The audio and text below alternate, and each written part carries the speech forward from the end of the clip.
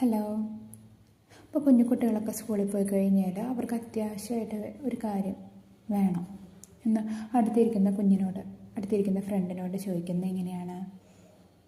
അത് വളരെ പൊളൈറ്റായിട്ടൊന്നുമല്ല ചോദിക്കുന്നത്. എനിക്ക് കുറച്ച് വെള്ളം തരാമോ, എനിക്കൊരു പേന തരാമോ, എനിക്കത് സാധനം കഴിക്കാൻ തരാമോ എന്നൊക്കെയല്ലേ ചോദിക്കുക. അതിന് വേണ്ടിയിട്ട് നമ്മൾ യൂസ് ചെയ്യാണ്. അപ്പോൾ കുറച്ച് വെള്ളം തരാമോ എന്ന് ചോദിക്കുന്നത് എങ്ങനെയാണ്?